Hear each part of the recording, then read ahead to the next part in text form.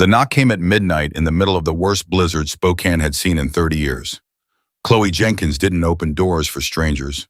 She never had. But the sound that followed wasn't a knock. It was a body slamming against wood, and then a child's voice, raw and broken, crying, "Please, my daddy is dying."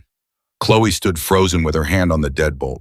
She had spent her whole life being told she didn't matter. Tonight, someone needed her to matter more than anything. She opened the door.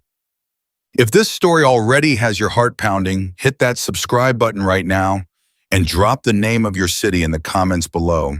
I want to see exactly how far this story travels. Now let's get into it. The wind had been screaming since sundown.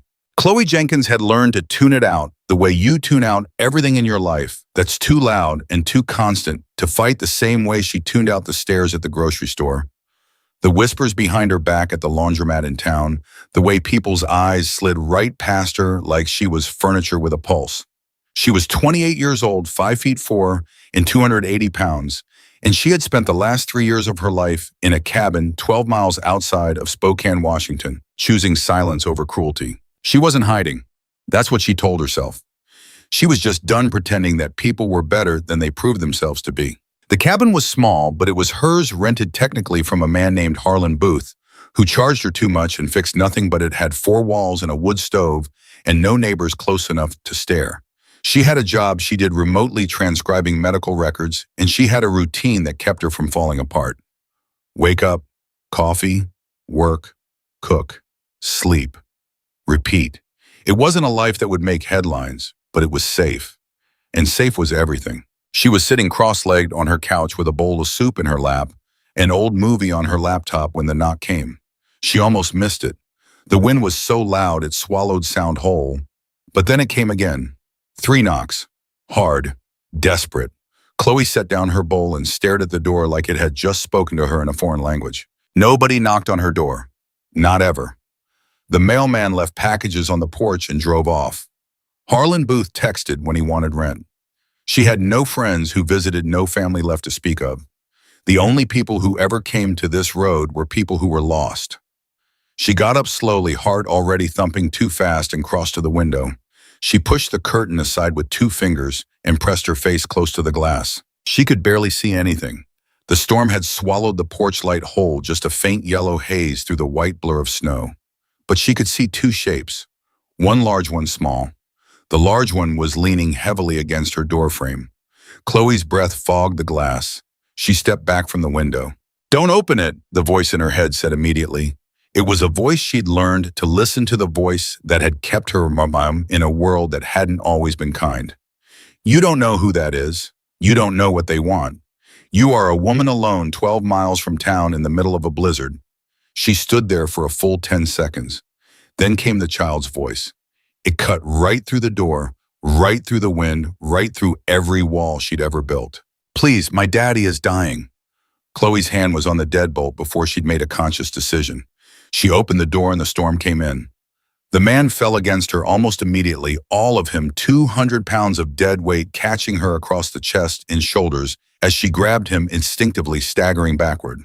He was tall, dark-haired, pale as paper, and his jacket was soaked through with something dark and wet that had nothing to do with snow. She knew what blood looked like. The little girl rushed in behind him, maybe 5 or 6 years old, her face red and streaked with tears, her coat too thin for this weather. She grabbed Chloe's arm with both tiny hands and looked up at her with eyes that were brown and wide and absolutely terrified. "Don't let him fall," the little girl said. "Please don't let him fall." "I've got him," Chloe said. Her voice came out steadier than she felt. "I've got him. Help me push the door." The little girl turned and shoved the front door closed with her whole body, while Chloe gripped the man under his arms and dragged him toward the couch. He was conscious barely.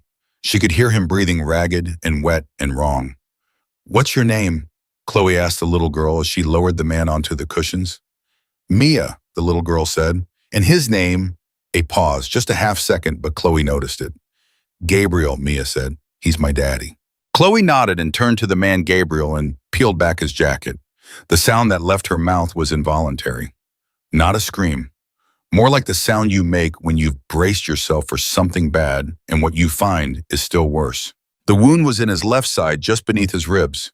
It wasn't a gash. It wasn't a cut. It was a bullet hole. Clean entry, the edges already swelling and dark with bruising, the skin around it torn. He'd been shot. And not recently, he'd been bleeding long enough that the cold had started working against him, making everything worse. Chloe pressed her palm flat over the wound and looked up at Gabriel's face. His eyes were open, but barely. They were gray, the kind of gray that could look like storm clouds or steel depending on the light. Right now, they were watching her with an expression she couldn't quite name. Not fear, not pain exactly, more like careful, calculated assessment. Like even half dead, this man was measuring her. Gunshot, she said flatly. It wasn't a question. Something moved behind his eyes. Car accident, he said. His voice was low, accented faintly with something she couldn't place. Eastern European, maybe. There was metal from the crash. That's a bullet wound, Chloe said. I transcribe medical records for a living. I've read about 1,000 trauma assessments. Don't lie to me right now. I need to know what I'm dealing with. His jaw tightened. His eyes didn't waver. It grazed, in and out. I just need it cleaned, wrapped. I'll be fine by morning. I'm not asking for... You're asking me to let you die on my couch quietly, Chloe said. I'm not going to do that. She stood up and moved fast to the bathroom to the kitchen, pulling things from cabinets with shaking hands that she refused to let shake. Antiseptic, gauze, medical tape. She kept a first aid kit since she'd moved here because when you lived alone 12 miles from town, you kept a first aid kit. She'd never expected to use it like this. When she came back to the living room, Mia was sitting on the floor next to the couch, her small hand wrapped around her father's fingers. She was talking to him in a low voice too soft for Chloe to hear, and Gabriel's eyes were closed, but his hand was holding Mia's back tight. Chloe stopped for just a moment. She hadn't meant to, but something about the image stopped her cold in the middle of the room. She pushed it aside. This is going to hurt, she told Gabriel as she knelt beside him. Everything hurts, he said without opening his eyes. She worked as carefully and as quickly as she knew how. Cleaning the wound brought him awake enough to make sounds. She could tell he was trying to suppress short, bitten-off sounds through clenched teeth, his free hand gripping the couch cushion hard enough to turn his knuckles white. Mia watched without looking away. She didn't cry again. She just watched her father with a steadiness that was almost unnatural in a child that small. She's brave, Chloe said softly, more to herself than to either of them. She's seen worse, Gabriel said, and then he said nothing else for a long moment, like he'd surprised himself with the admission. Chloe kept working. She got the wound packed and wrapped as tightly as she could manage without causing more damage. And then she sat back on her heels and looked at the bandage and tried to decide whether it was enough. He needed a hospital. She knew that. The wound itself might not be fatal, but infection could kill him, just as dead in 72 hours, and she had no way of knowing if the bullet had nicked anything on its way through. You need a hospital, she said. No hospital, he said immediately. His eyes were open now, fully, and they were clear and sharp and completely certain. You could die from infection alone. No hospital. Why? Chloe asked. The words sat in the air between them. The fire in the wood stove crackled. The wind howled outside. Gabriel looked at her for a long moment, and she looked back, and she didn't look away. Because he said finally, the men who shot me will be looking for me in the hospitals. The room felt smaller. Chloe sat very still. Men, she said, plural. 3, he said, maybe 4. He paused.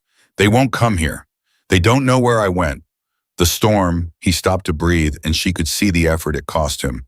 The storm will cover the tracks. Chloe stood up slowly. She walked to the window and looked out at nothing but white.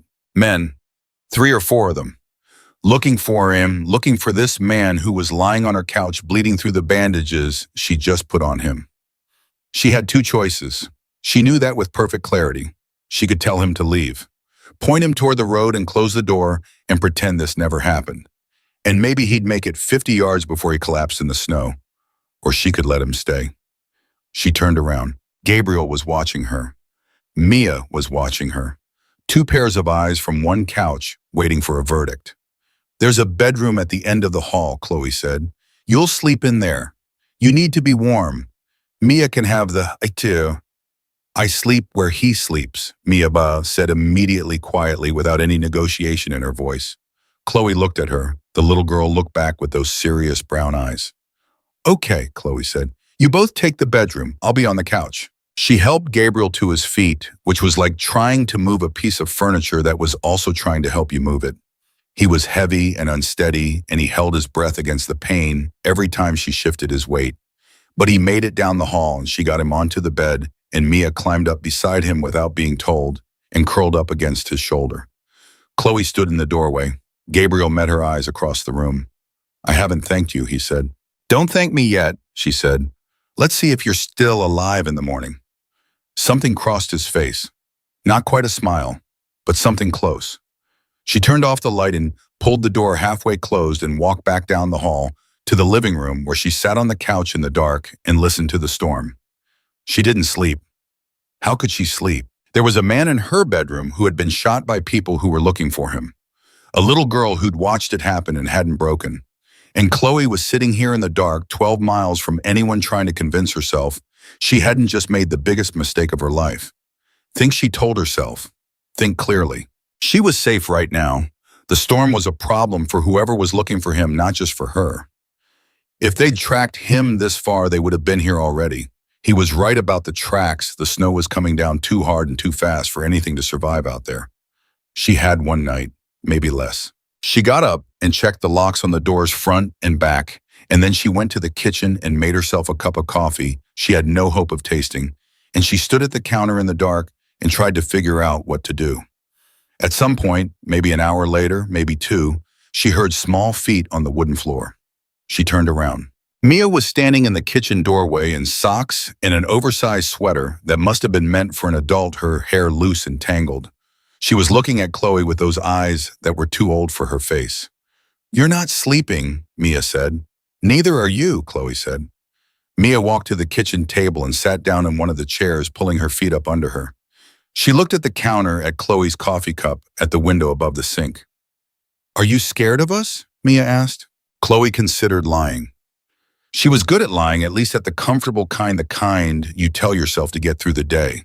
But this child had sat beside her dying father for God knows how long in a freezing car in the worst storm of the year and hadn't fallen apart. She deserved the truth. A little, Chloe said. Mia nodded slowly, like this was an acceptable answer, like she'd expected it. My daddy is good, Mia said. He does bad things sometimes, but he's good. Chloe looked at the little girl for a long moment. What kind of bad things? Mia looked at her hands. The kind that makes people angry at him. The silence stretched out. He won't hurt you, Mia said, looking up. I can tell you're worried about that. But he won't. He doesn't hurt people who help him. Chloe thought about the bullet hole in the man's side. She thought about 3 or 4 men who were looking for him. What about the people who are angry at him? She asked carefully. Would they hurt me? Mia looked at her steadily, and for just a moment, just when something shifted behind those small brown eyes. Something that wasn't childlike at all. If they knew you helped him, Mia said quietly, yes. Chloe put down her coffee cup. Then we're going to make sure they never find out, Chloe said. And somewhere in the back of her mind, something ice cold and quiet settled into place. Because this was the moment she understood fully, finally, with no room for comfortable illusion, that she hadn't just opened her door to a stranger in a storm. She had opened her door to a world she could never entirely close the door on again. Chloe didn't sleep that night, not even close. She sat on the couch with her back straight and her ears open, tracking every sound the cabin made. The groan of the wind, the tick of the wood stove cooling, the occasional creak of the floorboards from the bedroom where Gabriel and Mia slept. She'd left the small lamp on the side table burning low, and she sat in its pale circle of light and thought about what the little girl had told her. If they knew you helped him, yes. She turned those words over and over like stones in her hands, looking for a way they meant something less dangerous than they sounded. She didn't find one. Somewhere around 4 in the morning, Gabriel's breathing changed. She heard it from the couch, a sharp sound, almost a gasp, followed by a low groan that he clearly tried to swallow. Chloe was on her feet before she'd decided to move. She crossed the hall quickly and pushed the bedroom door open. Gabriel was sitting up in bed, one hand pressed hard against his bandaged side jaw, clenched so tight she could see the muscle working in his cheek. Mia was awake too, sitting beside him, her hand on his arm. Fever, Chloe said. She didn't ask. She could see it from the doorway, the sheen of sweat on his face, the too bright look in his eyes. "I'm fine," he said. "You have a fever," she repeated, walking in and pressing the back of her hand to his forehead without giving him the chance to pull away. He was burning. Not dangerously, not yet, but enough. "You're fighting infection. I need to check the wound." I said Gabriel. She said his name the way she said everything flatly without performance. "I understand you're used to being in charge of every room you're in, but right now in this cabin, you don't get to be. Let me check the wound." Something happened in his face. A shift. Like a wall that had been holding something back cracked just slightly along one edge. He let go of the bandage and leaned back. Chloe unwrapped it carefully, and she kept her expression neutral, even though what she found made her stomach drop. The wound had closed on the surface, which was good, but the skin around it was hot and swollen and faintly discolored in a way she didn't like at all. "I need to clean this again," she said. "And I need you to take antibiotics. I have amoxicillin. I got prescribed a course last year, and I didn't finish it. I know that's not ideal, but it's what I have." He stopped, looked at her. "That's actually better than I expected from a remote cabin." "I live alone 12 miles from town," she said, already moving to the bathroom for supplies. "I prepare." When she came back and started to work, he was quiet for a long minute. Mia had curled up at the foot of the bed watching Chloe with those careful eyes, but she wasn't interfering. Just watching. "You're not what I expected either," Gabriel said. Chloe didn't look up. "What did you expect?" "I don't know. Panic. Screaming. You calling someone the moment I fell through your door." "I thought about it," she said honestly. "But your daughter was standing right there." "So Mia saved my life," he said, and there was something in his voice when he said it, rough and soft at the same time, like a sound that didn't know what it wanted to be. "Mia saved both your lives," Chloe said. "I might have turned you away if she hadn't spoken first." Silence. Then quietly Mia said from the foot of the bed, "I knew you wouldn't." Chloe finally looked up. "You didn't know anything about me." "I know a safe face," Mia said simply. Chloe looked at the little girl for a moment, at those eyes that had seen too much and learned too young to read people, and felt something move in her chest that she didn't have a word for. She turned back to Gabriel's wound and finished what she was doing. "The fever should come down if the antibiotic takes hold," she said when she was done. "Drink water, all of it." She set a tall glass on the nightstand. "And if it gets worse before morning, I don't care what you say, I'm calling an ambulance." "You will not, Gabriel." The flatness again, final. "You can be dangerous to everyone else in the world. In this cabin tonight, I make the calls. Those are my terms for keeping you." He stared at her, long enough that she wondered if she'd pushed too far. Then he picked up the glass and drank. Chloe went back to the couch, but something had shifted between them. Some invisible line in the air had moved, and they both knew it. She made it another hour before exhaustion finally took her under, sitting upright with her head dropped back and her mouth slightly open, completely unconscious. She woke up to the smell of coffee. Chloe sat up fast, hard hammering, and for one disoriented second she couldn't remember why she was on the couch. Then everything came back in a cold rush, and she was on her feet moving toward the kitchen. Gabriel was standing at her stove. He was pale and his jaw was tight, and he was holding one arm against his side like he was keeping himself together by pressure alone, but he was standing upright, and there was a pot of coffee on the burner, and the smell of it filled the cabin like something almost normal. "You should be in bed," Chloe said. "I've had worse mornings," he said without turning around. "That is not the reassuring statement you think it is." He almost smiled. She caught the edge of it as he turned to hand her a mug. A real smile, the kind that happened before a person could stop it. It lasted about half a second, and then it was gone, but she'd seen it. "Fever's down," he said. She pressed her hand to his forehead. He went very still when she did it, like the gesture surprised him. "Slightly," she said. "Still there." Slightly is enough. He sat down at her kitchen table with the careful, controlled movement of someone who knew exactly how much their body could take. "We'll leave when the storm clears." Chloe sat down across from him with her coffee. "And go where? That's not your concern. You're sitting at my table running a fever from a gunshot wound," she said. "I think I get to ask one or two questions." He looked at her across the table. Morning light was coming through the window, now pale and thin but real, the storm having finally exhausted itself somewhere in the last few hours. In the daylight, with his color slightly better and his eyes fully focused, She noticed this without wanting to, striking in a way that was almost architectural, the kind of face that looked like it had been designed with purpose. She made herself focus. You said men shot you, she said. How many people know where you were going? No one knew where I was going, and he said. That's why they had to shoot me on the road instead of waiting. So they were following you.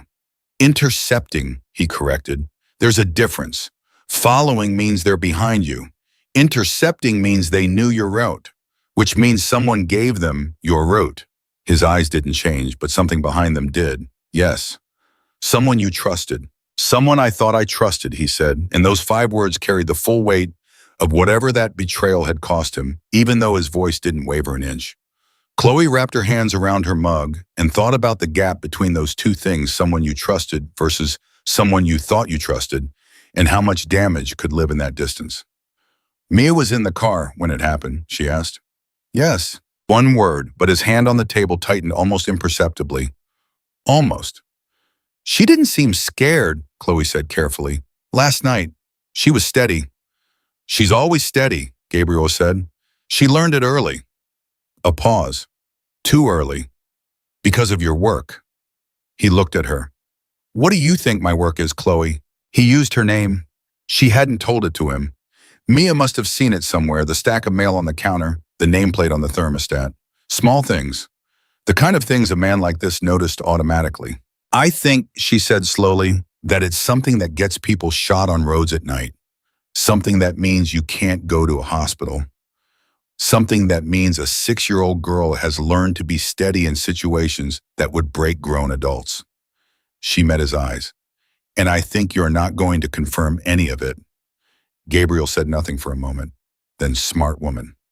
I've had to be, she said. Something shifted between them again.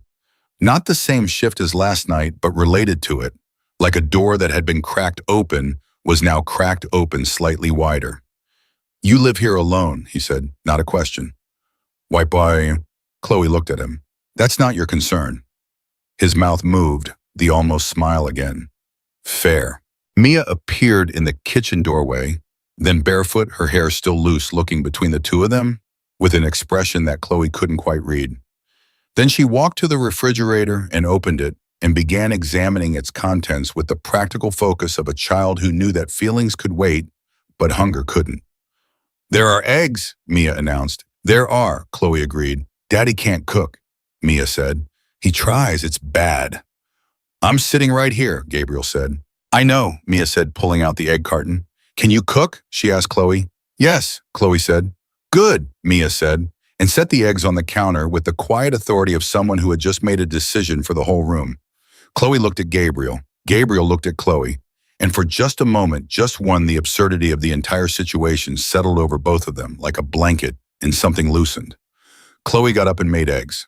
It was the most ordinary 20 minutes she'd had in 3 years, and she was aware of that the entire time, aware of how strange it was that ordinary could happen right next to whatever this was, whatever danger was still out there beyond her cabin walls. But Mia sat at the table and told Chloe about a dog she wanted, and Gabriel sat across from her and drank his coffee and ate slowly and carefully, and for those 20 minutes the world outside held its breath. It was Mia who heard it first. She went quiet mid-sentence, something about the dog's name, something like Biscuit or Button, and her head turned toward the window with the precise, alert stillness of a child who had been trained consciously or not to listen for danger. Daddy, she said softly. Gabriel was already moving. He was out of the chair and across the kitchen in 2 strides, all the careful conservation of his energy gone, replaced with something fast and controlled and utterly cold. He was at the window, back flat against the wall beside it, looking out without being seen. Chloe stood frozen with a spatula still in her hand. How many cars can get down your road in this snow? Gabriel asked, his voice completely level. None, Chloe said. Not without 4-wheel drive, and not fast. 1 vehicle, he said quietly. Black, moving slow. Chloe's heart dropped straight through the floor. That could be anyone, she said. Her voice sounded almost convincing. Gabriel looked at her over his shoulder. His eyes said everything his mouth didn't bother to. Get Mia, he said. Gabriel. Chloe. He said her name the way she'd said his last night, flat, final, no room in it for argument. Take Mia to the bedroom. Lock the door. Do not come out unless I tell you to. Do you understand me? What are you going to assume? Do you understand me? She looked at him. At his face, no panic in it, no uncertainty, just cold and clear purpose, like a man who had stood in this exact moment 100 times before and knew exactly what it cost and paid it anyway. Yes, she said. She took Mia's hand. The little girl came without resistance, without a word, which was somehow the most terrifying part of all. She'd done this before. She knew the drill. Chloe took her to the bedroom and locked the door and sat on the bed with Mia beside her, and she listened to the sound of Gabriel's footsteps moving through the cabin, quiet, measured, deliberate. And then she listened to the silence. It stretched for what felt like an hour but was probably 2 minutes. Then the knock came at the front door. 3 times, heavy and slow. Chloe held her breath. She heard Gabriel's voice, low, controlled, in a language that wasn't English. She didn't know what language. She didn't know what he was saying. She only knew the sound of it. The tone of a man who was not afraid, who would not let himself be afraid, who was choosing every word with the precision of someone who understood that words right now were the only thing standing between him and something much worse. Then she heard a second voice, then a third, then silence again. Then the front door closed. Mia hadn't moved the entire time. She was sitting perfectly still beside Chloe with her hands folded in her lap, staring at the locked door, waiting. 3 minutes passed. Gabriel knocked on the bedroom door. 2 knocks, then 1, then 2 again. Like a code. Chloe unlocked the door. He was standing in the hallway, upright, face neutral, not a mark on him. Whatever had just happened, it hadn't come to violence. Not yet. Who were they? Chloe asked. Men I know, he said. The ones who shot you. No. He paused. Associates. They were looking for me. I told them I'd had an accident on the road and a kind woman had taken me in. I told them to go. And they just went, they will, he said, for now. Chloe stared at him. For now. They answered to me, he said. That won't change before tonight. But after tonight, he looked at her steadily. Chloe, what I brought to your door last night, I need you to understand that I didn't choose to bring it here. I had no options left. If I had, I would not have knocked. I believe you, she said. And she did. That was the part that unsettled her most. But those men just saw my face. They know where I live. Yes, he said, which means even when you leave. Yes, he said again, quieter. I know. The words sat between them like something heavy and unavoidable, and Chloe felt the shape of it settle onto her, the full weight of what she'd stepped into, not just last night when she'd opened the door, but now this morning in the daylight, eyes open, knowing what she knew. There was no going back to what her life had been before that knock. That door had already closed. Mia slipped her small hand into Chloe's and held on, and Chloe looked down at her and felt something fierce and unfamiliar rise up in her chest, something that wasn't fear, or wasn't only fear, something that felt a lot like the beginning of a decision. The decision didn't announce itself. It didn't come with clarity or courage or any of the things people in movies felt when they chose to do something that changed everything. It came quietly in the space between one breath and the next, while Mia's small hand was still wrapped around Chloe's fingers, and Gabriel was standing in the hallway looking at her like a man who had already accepted whatever judgment she was about to deliver. Chloe let go of Mia's hand gently. She straightened her spine. You need to tell me the truth, she said. All of it, right now. Gabriel looked at her for a long moment. Then he looked at Mia. Go to the kitchen, sweetheart, he said quietly.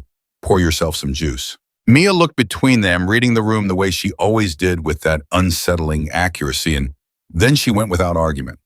Her footsteps moved down the hall and faded into the kitchen, and then it was just the two of them in the narrow hallway, close enough that Chloe could see the tension in Gabriel's jaw and the careful way he was still holding himself against the pain he wouldn't admit to. If I tell you, he said, it changes things. Things are already changed, Chloe said. Those men saw my face. I think I've earned the truth about whose face they're going to remember. Gabriel studied her. She didn't look away. She'd spent too many years looking away from cruelty, from dismissal, from the particular kind of contempt that people thought they were being subtle about, and she was done with it. Whatever this man was, whatever he'd brought to her door, she was going to look at it directly. He exhaled slowly. Then he walked back to the kitchen table and sat down, and Chloe followed and sat across from him, and Mia sat in the corner with her juice, and pretended not to listen with the transparent focus of a child who was absolutely listening. "My name is Gabriel Marin," he said. "In some parts of this country, in certain circles, that name means something specific." "What does it mean?" Chloe asked. He met her eyes. "It means don't cross me. It means if something belongs to me, it stays mine. It means," he stopped, started again. "I run operations across 4 states. Logistics primarily. The kind of logistics that don't have a license attached." Chloe kept her face still. "Illegal." "Yes." "How illegal?" "Significantly." She absorbed that. "The men who shot you, they work for someone who wants what you have." "A man named Drevik," Gabriel said. "Victor Drevik. He's been trying to take my territory for 2 years. Last night was his clearest attempt yet." His voice was level, almost boardroom neutral, like he was discussing a hostile business merger. "He had someone on my inside feed him my route. My daughter and I were on our way back from her school performance." He paused on that. She played the piano. The detail landed strangely, the specificity of it, the smallness of it, against everything else he'd just said. Chloe looked at Mia, who was studying her juice glass with intense concentration. "She was in her recital dress," Gabriel said, quieter now, "when they opened fire." Something cold moved through Chloe's chest. "How old is she?" Chloe asked, though she knew the approximate answer. 6, he said. "She'll be 7 in March." Chloe pressed her hands flat on the table. She needed something solid under her palms right now. "And her mother?" Gabriel's face didn't change.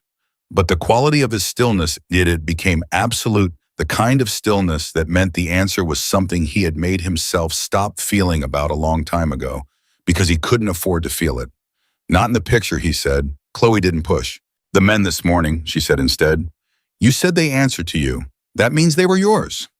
"They were tracking me when they lost the signal," he said. "They came to find me, not to harm me. But Drevik's men won't be far behind." "How far behind?" "The storm bought us time," he said. "Maybe until afternoon, maybe less." Chloe looked at the window. The pale morning light had strengthened. The snow had stopped. The road buried last night was already beginning to show through in patches. "You need to call someone," she said. "Your people. Tell them where you are. Get an extraction or whatever it is people in your situation call it." Gabriel was already shaking his head. "My phone was lost in the crash, and I don't know who else Drevik has turned. If I use your phone, it can be traced back to me," Chloe finished. "Right. Yes." They sat with that for a moment. Then Mia said from her corner, without looking up from her juice, "Nikolai." Gabriel went very still. Chloe looked between them. "Nikolai doesn't have a phone that can be traced," Mia said, still not looking up. "You always said so. You said he's the only one you'd trust if everything went wrong." She finally looked at her father. "Isn't this everything going wrong?" Gabriel stared at his daughter for a long moment. Something crossed his face, something that was equal parts pain and pride, and the specific exhaustion of a parent who realizes their child has been paying closer attention than anyone knew. "She's right," Chloe said quietly. "I know she's right," Gabriel said. "Then what's the problem?" "Nikolai is 3 hours away in good conditions," Gabriel said. "The roads." "Give me the number," Chloe said. "I'll call from the landline. If it's traced, it traces to this address which Drevik's men already have. It doesn't make things worse." Gabriel looked at her. "You're very calm for someone who found out 30 minutes ago that they're sheltering a toy and Don't," Chloe said. She said it firmly, without heat. "Don't tell me what I should be feeling right now. I'll figure out what I feel about all of this later. Right now, I'm trying to keep us alive until afternoon, and I need you to work with me instead of managing me."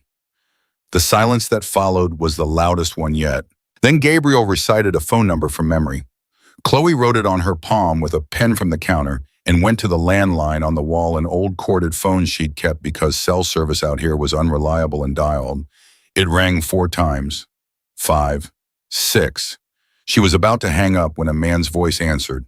Low, cautious, a heavy accent. "Yes." "My name is Chloe Jenkins," she said. "I have Gabriel Marin at my home. He's injured. He said to call you."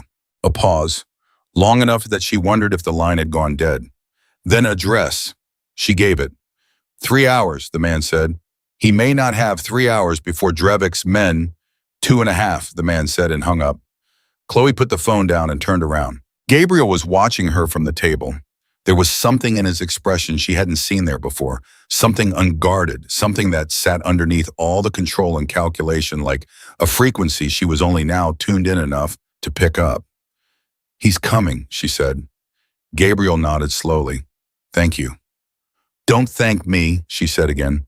"Just tell me what we do for the next 2.5 hours.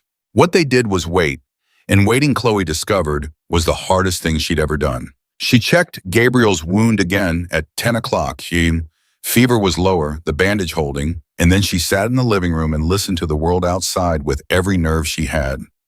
Mia had fallen asleep on the couch again, her head on Chloe's thigh, one hand loose and open, the way children's hands go soft in sleep, and Chloe sat very still, so as not to wake her, and watched Gabriel move through the cabin. He moved differently now that she knew what he was.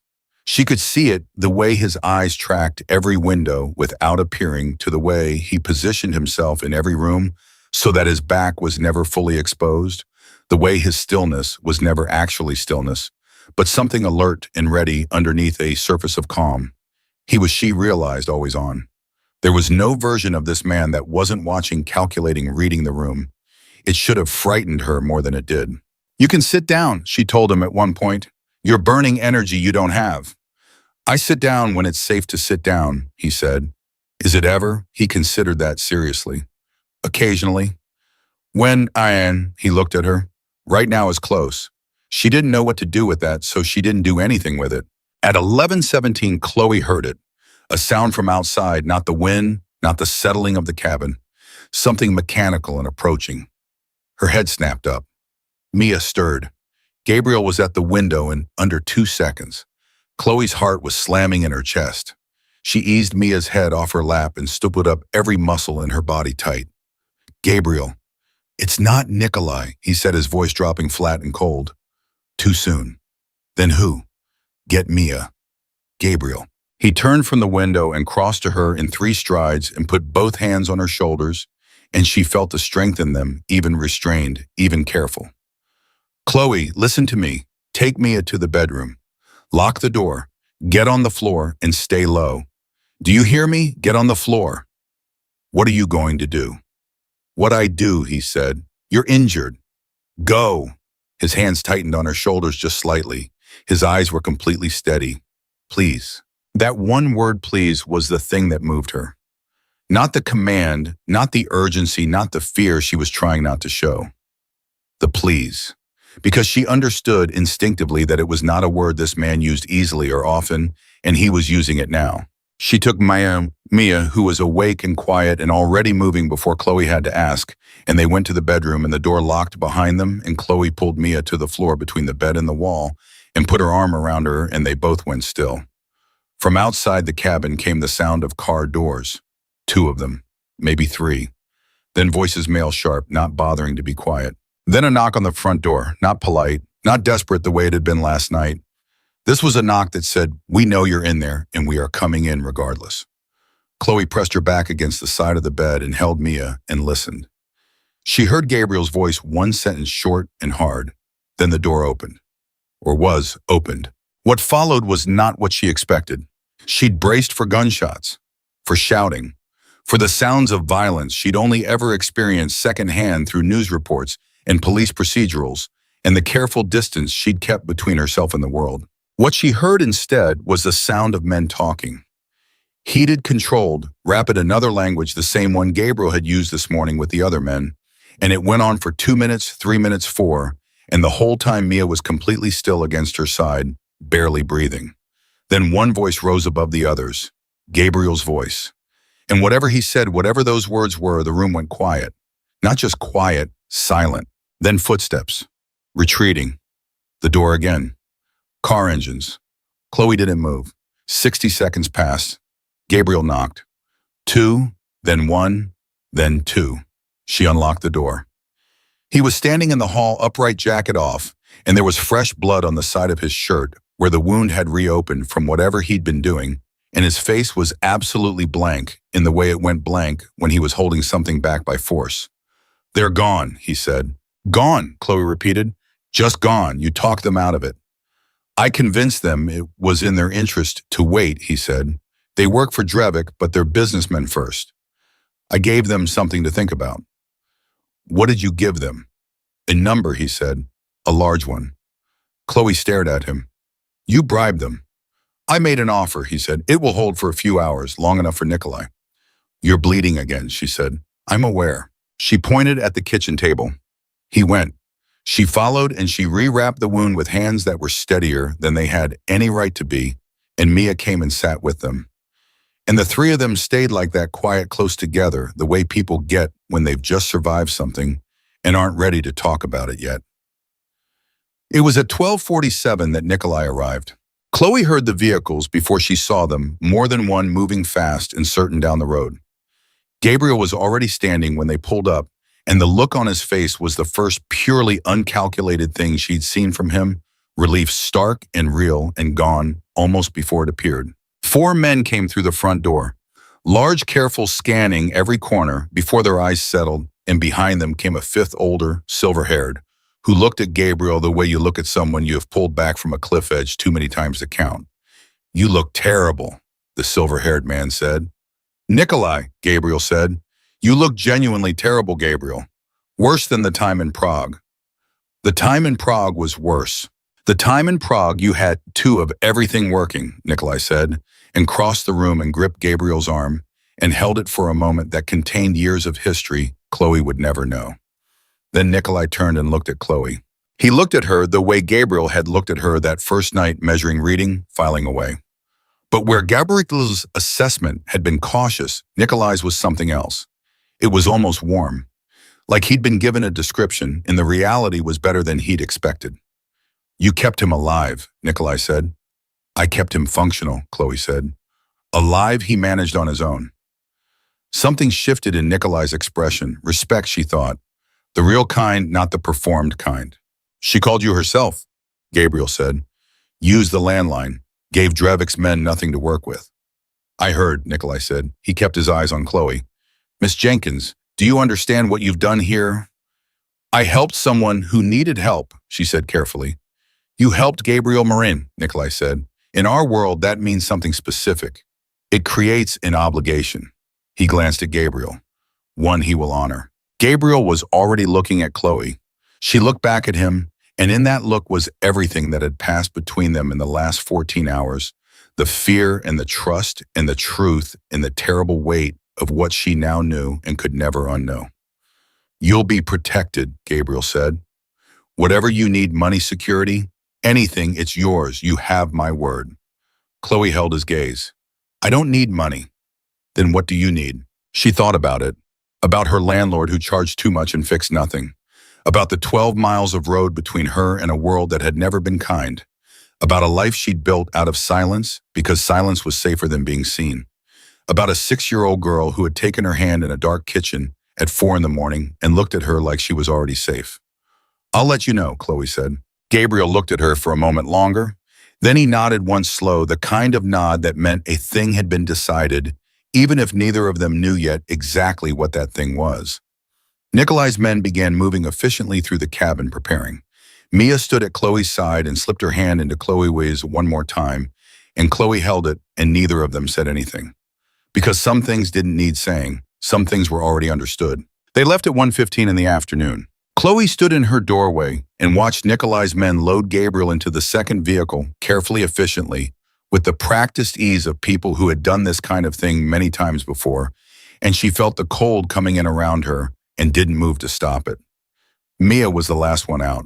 She stood on the porch steps and looked up at Chloe with those serious brown eyes, and then she did something Chloe hadn't expected. She stepped forward and wrapped both arms around Chloe's waist and held on hard the way children hold on when they mean it completely. Chloe's arms went around her without thinking.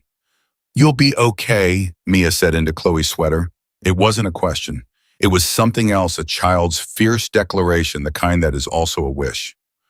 So will you, Chloe said. Mia pulled back and looked at her one more time. Then she turned and walked to the car, with her shoulders straight and her chin up, and Chloe watched until the convoy disappeared around the bend in the road and the sound of engines faded into the white silence of the trees. She went inside. She locked the door. She stood in the middle of the living room that still smelled faintly of coffee and antiseptic, in the particular presence of people who had needed her, and she waited to feel relief. It didn't come. What came instead was a quiet, bone-deep awareness that the cabin felt different now. Not empty, she was used to empty. Something else, like a space that had briefly contained something large and significant and now held the shape of it, the impression the way a hand leaves a mark in dough even after it's been lifted away. She cleaned up. She washed the coffee mugs and stripped the bed in the guest room and put the sheets in the wash and moved through her cabin, doing the ordinary things she always did. And it was only when she got to the bathroom and saw the leftover gauze and antiseptic on the counter that she stopped and sat down on the edge of the tub and put her face in her hands. Not crying, just stopping, just letting herself feel the full weight of the last 14 hours without trying to process it into something manageable. A mafia boss had bled on her couch. She had saved his life. His enemies had come to her door. She had hidden a 6-year-old girl on the floor of her bedroom and listened to men she could not see negotiate terms she could not understand. And now they were all gone, and she was alone, and nothing about her life was the same as it had been yesterday.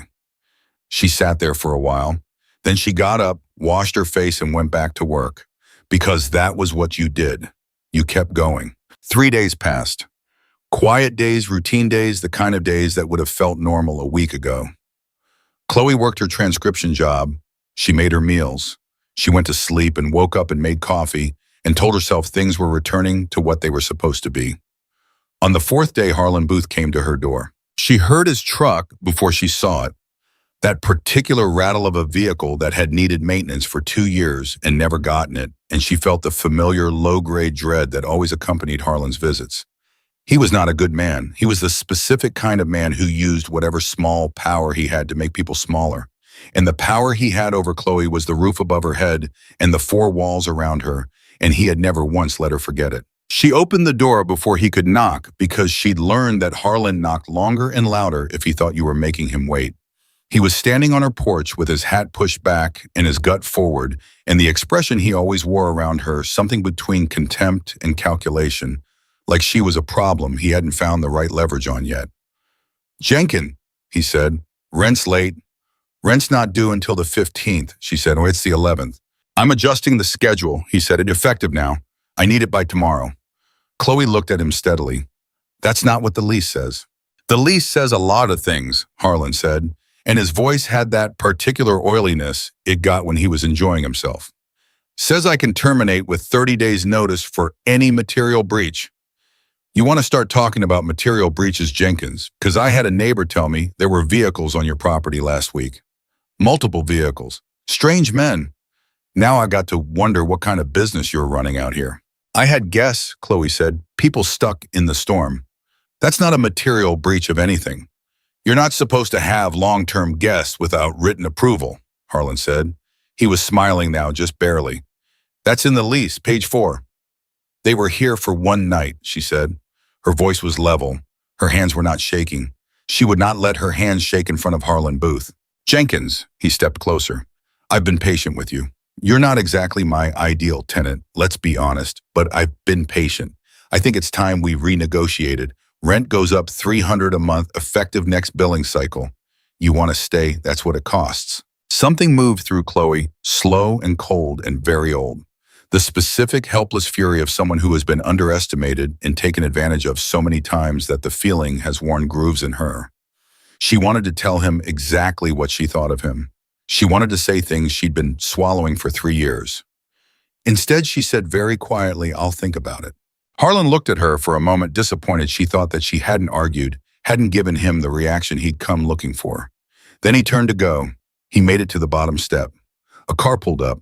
Not fast, not threatening.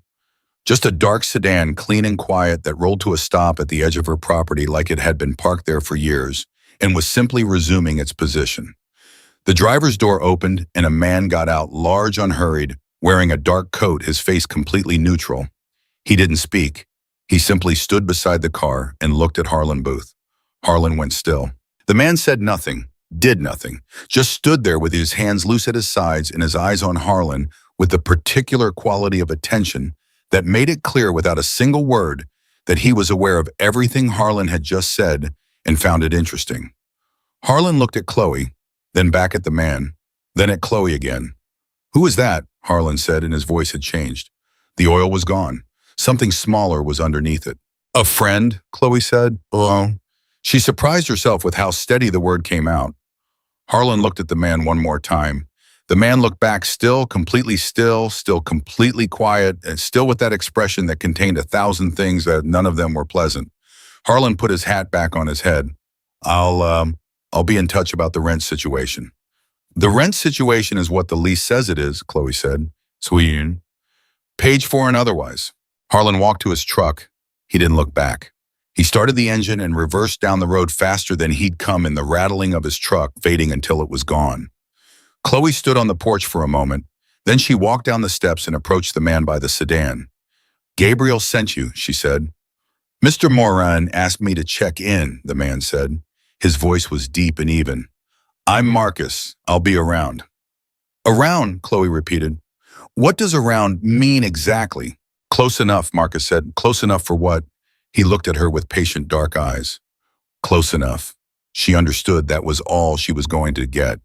She looked at him for a moment, this large, quiet man who had appeared without warning and demolished Harlan Booth's confidence without speaking a syllable, and she tried to decide how she felt about this. Watched. That was how she felt. Protected and watched. And she wasn't sure yet what the difference between those two things was, or if there was one. She went back inside. That night, she found an envelope on her kitchen counter that had not been there in the morning. She didn't know when it had been left or how, and the fact that she didn't know that someone had been inside her locked cabin without her awareness stopped her cold in the kitchen doorway. She picked it up. Inside was a card with a phone number written on it in clean, precise handwriting, and beneath the number 3 words for anything. Always. No name. No signature. She didn't need one. She put the card in the drawer beside the stove and stood looking at the closed drawer for a long moment. Then she called the number. It rang once. "You're all right," Gabriel said. It wasn't a question. He said it the way Mia had said, "You'll be okay," declarative, decisive, as if the saying of it made it real. "How did the envelope get into my locked cabin?" she asked. "I apologize for that," he said. "I'll make sure it doesn't happen that way again." "That's not an answer." "No," he agreed, "it's not." She stood there, phone against her ear, and looked out the kitchen window at the road where Marcus's sedan was parked, just barely visible in the early dark. "How is Mia?" she asked. A pause. Brief. "She asked about you this morning," he said. "Twice."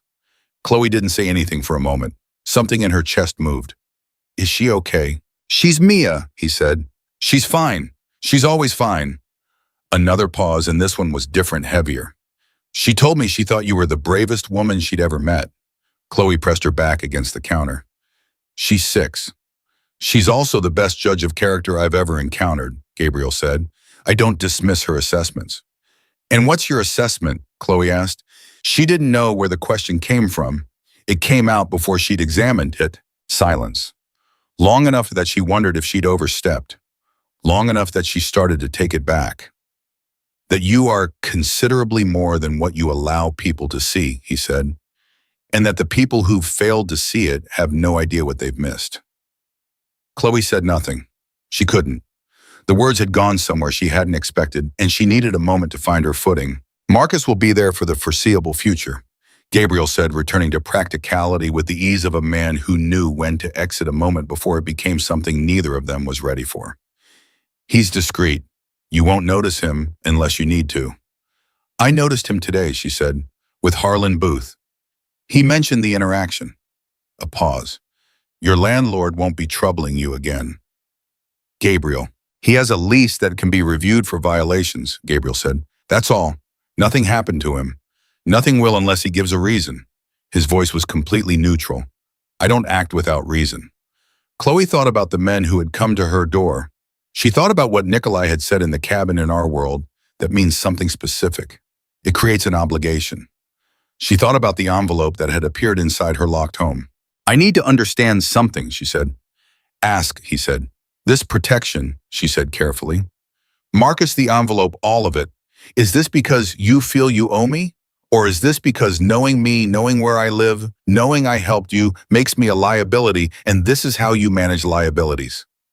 The silence that followed was the longest yet. Both, Gabriel said finally. I won't lie to you, it started as both. And now, another silence. Shorter. Now I find the answer is more complicated than I expected. Chloe absorbed that, turned it over, decided to accept the honesty of it even if she didn't know what to do with it. I want a working lock, she said, on my cabin, one that actually works. If your people are going to be coming and going, I want to know when and I want to know who. Is that something you can agree to? Yes, he said immediately. And I want to be told directly, not through Marcus, not through an envelope, if I'm ever in real danger. Not managed. Told. A beat. Yes. Okay, she said. Kay, he said. She almost hung up. Then Gabriel. Yes. Tell Mia I said hello and that I want to hear about Biscuit. A pause. Biscuit. The dog she wants, Chloe said. She was telling me about it before everything went sideways. Something happened on the other end of the line. She couldn't see it, but she heard it, a shift, a softening, the sound of something large and controlled, letting go of itself slightly. I'll tell her, he said, she'll want to call you herself. She can, Chloe said, anytime. She hung up and stood in the kitchen, in the quiet of her cabin, and this time when she waited to feel something, what she felt was not emptiness and not fear. It was something she didn't have an immediate word for, a state of being in between what had been and what hadn't arrived yet. Like standing in a doorway with one foot on each side, aware that you were going to have to choose, not quite ready to lift the foot that was still in the old life. Through the window, she could see Marcus's sedan patient and darken the road. She was being watched. She understood that completely. What surprised her was this: for the first time in 3 years, being seen didn't feel like something to be afraid of. 2 weeks later, her phone rang at 6 in the morning. Unknown number, but she'd learned to answer unknown numbers now. Because the world she lived in had gotten wider and stranger, and she was still figuring out its rules. It wasn't Gabriel. It wasn't Marcus. It was a woman's voice. Low, precise, faintly accented. And what she said dropped Chloe's stomach to the floor. Miss Jenkins, the woman said, my name doesn't matter. What matters is that you understand you are being used. Gabriel Morin does not protect people out of gratitude. He protects investments. And you are being positioned as something very specific in a plan you haven't been told about. A pause. Ask him about Drevik's offer. Ask him what was actually exchanged that morning in your cabin. And ask yourself why a man like Gabriel would let someone like you live so close to the edge of his world and still be alive to wonder about it. The line went dead. Chloe stood in her kitchen with the phone in her hand, and the silence around her was the loudest thing she'd ever heard. Chloe stood in her kitchen for 3 full minutes without moving. The phone was still in her hand. The woman's voice was still in her ear, not literally, but in the way that certain words echo long after the sound is gone, bouncing off the inside of your skull, rearranging things, making you look at everything you thought you understood from a different angle. Ask him what was actually exchanged that morning in your cabin. She set the phone down on the counter. She looked at it. She picked it up again and called Marcus. He answered on the first ring. Miss Jenkins. I need to speak to Gabriel, she said. Today, in person. A pause, short but meaningful. I'll arrange it. Not tonight, not tomorrow. Today, Marcus. Another pause. I'll call you back within the hour. She hung up and stood very still and thought about every interaction she'd had with Gabriel over the past 2 weeks.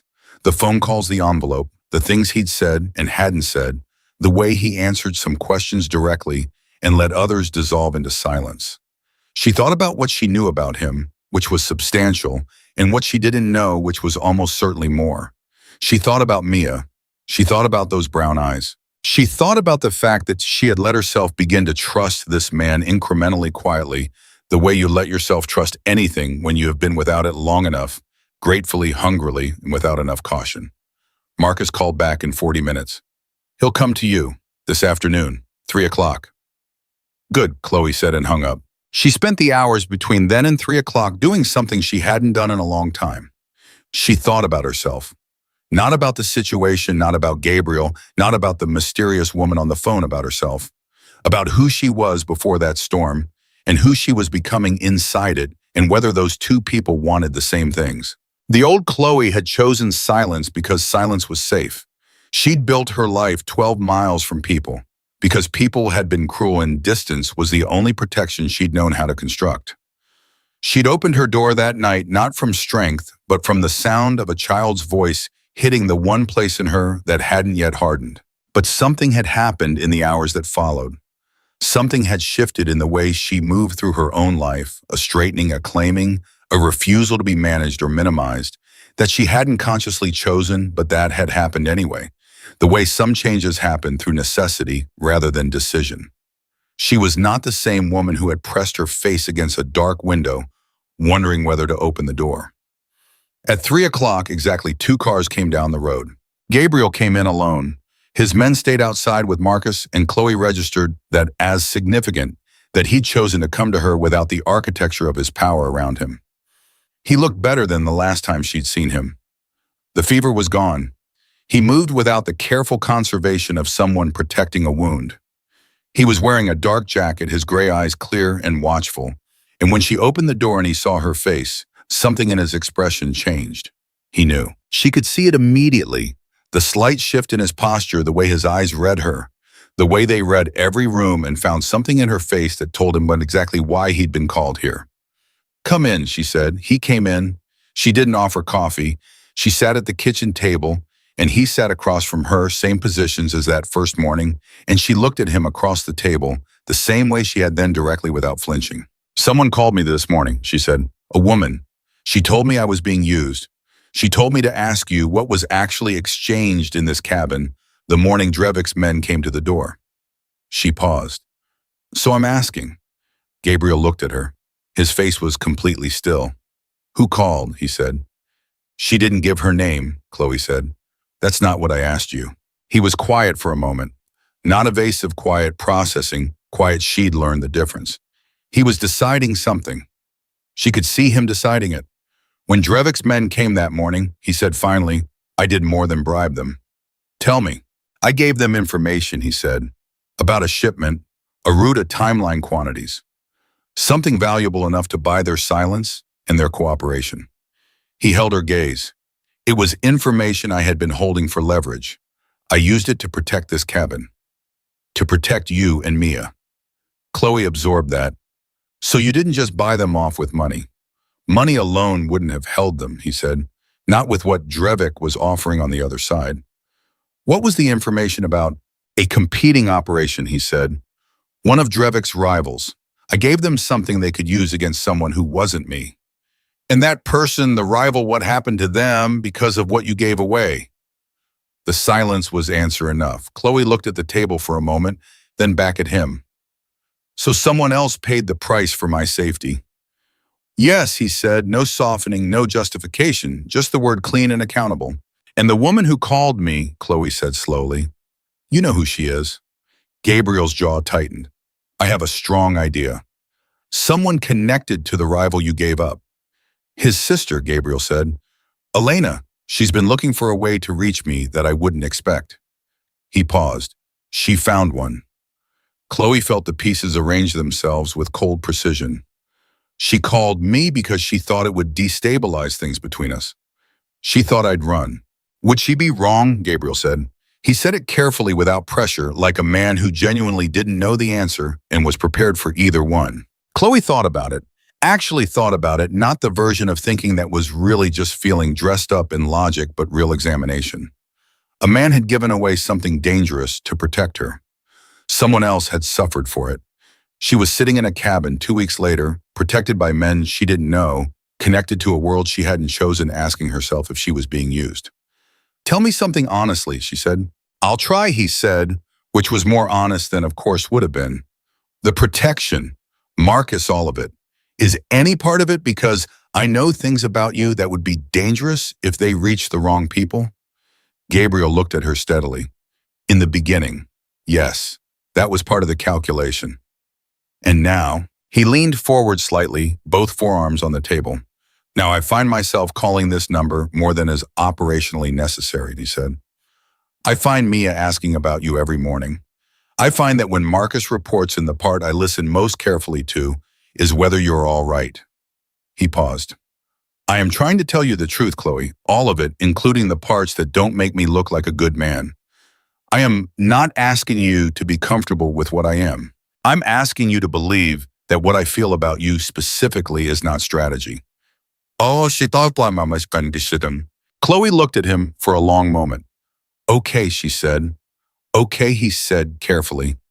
But I'm not done, she said. He waited. I want to meet Elena, she said. The air in the room changed completely.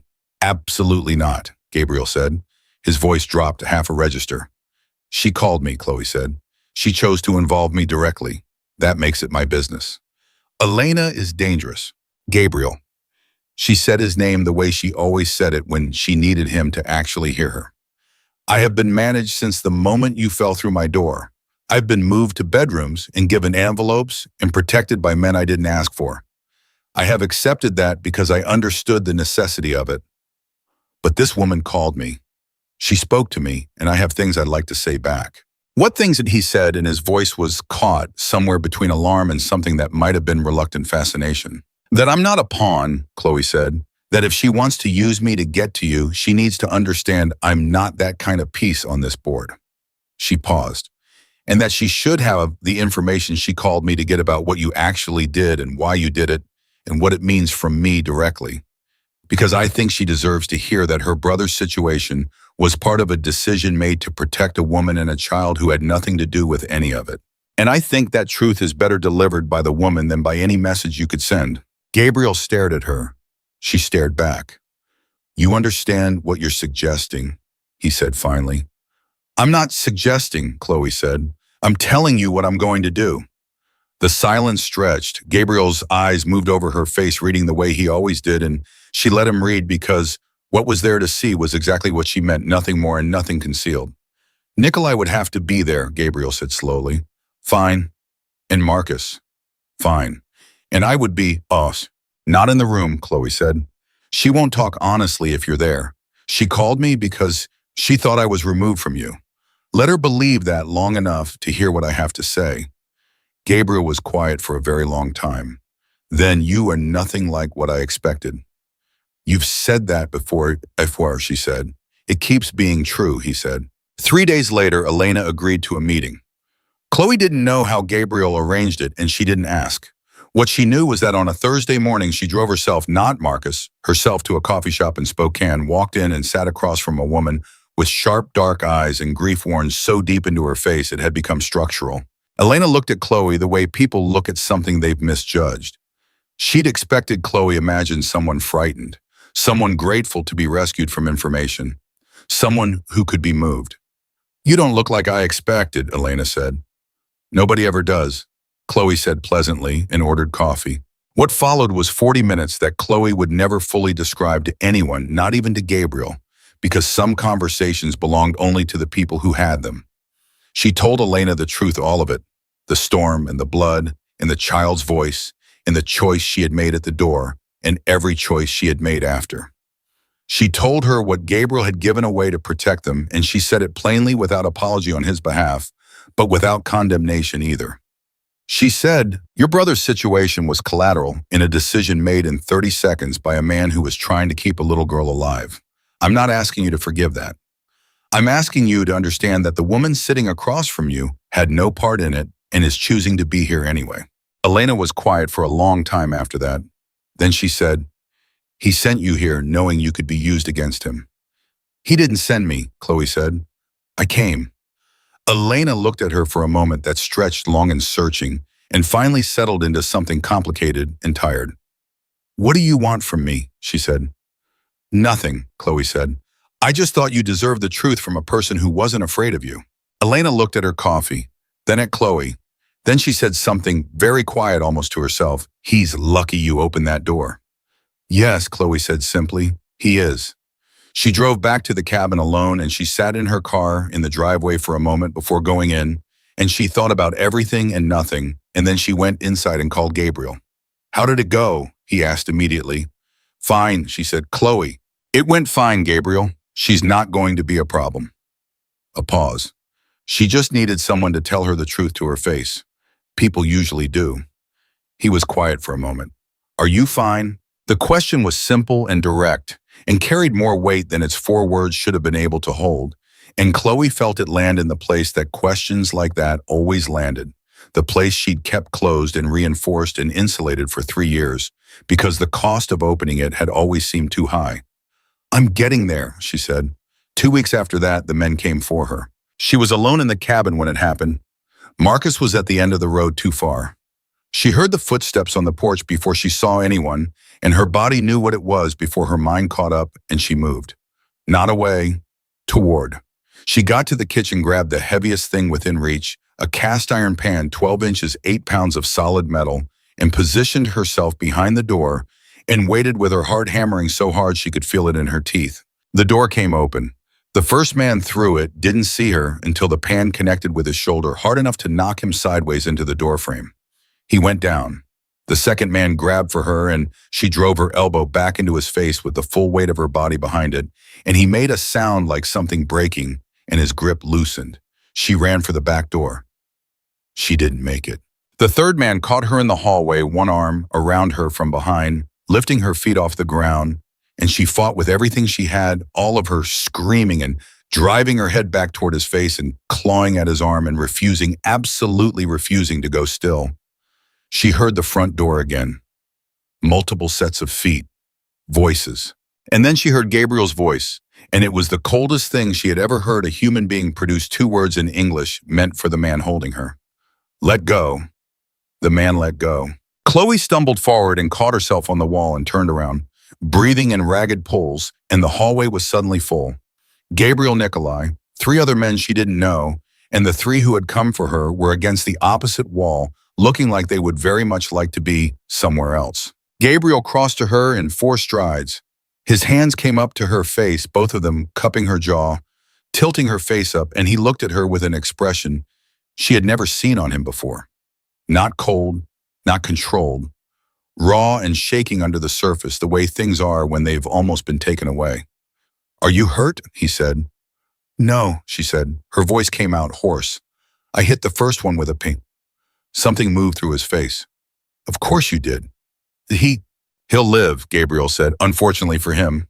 She almost laughed. It came out strange, caught between relief and adrenaline, and the tail end of real fear, and Gabriel's hands stayed on her face while it happened, steady and warm and completely certain. "I got 2 of them," she said. "I know," he said. Marcus saw. "I wasn't going to just wait," she said. Her voice had an edge to it she hadn't planned. "I wasn't going to just be someone who waits." "I know that," Gabriel said. And the way he said it, not surprised, not instructing her, just knowing it, accepting it, receiving it as fact, was the thing that finally made her eyes sting. She blinked it back, straightened. "Who sent them?" she asked. "Drevik," Gabriel said. "His last play. He thought you were the weakest point." He paused. He was wrong about that. She looked at him. "Is it over, Drevik?" "Yes," Gabriel said. "It's over." She nodded slowly.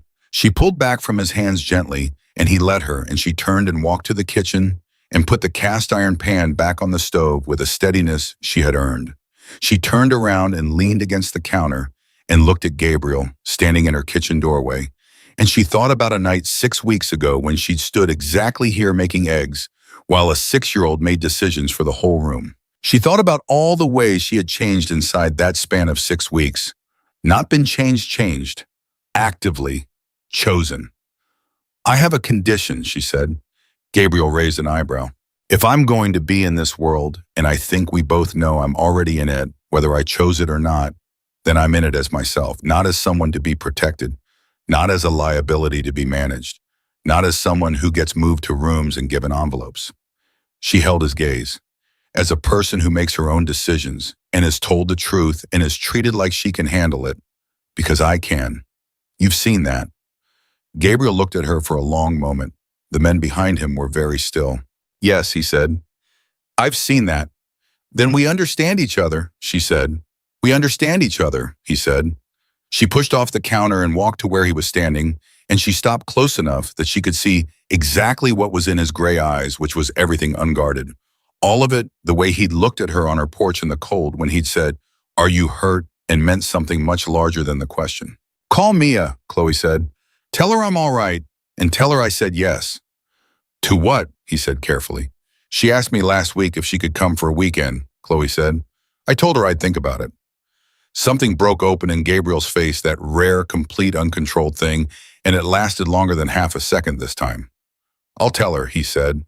Chloe Jenkins had spent 3 years building a life out of smallness and silence, convinced that being unseen was the only kind of safety available to someone like her. She had been wrong. Not about the danger of being seen that was real, she understood it better now than she ever had, but about what the alternative was worth. She had opened a door in a storm and chosen compassion over fear, and the world had rushed in with all its violence and complication, an impossible, unexpected warmth, and she had stood in the middle of it and refused to be swept away. She had fought back with a cast-iron pan. She had sat across from a grieving woman and told her the truth. She had looked a Mafia boss in the eye and told him her terms and made him agree to them. She was not who she had been. She was not who anyone had expected her to be. She was exactly, finally, and completely herself, and in this dangerous, complicated, unwanted world that had fallen through her door on the worst night of the year that turned out to be more than enough. It turned out to be everything.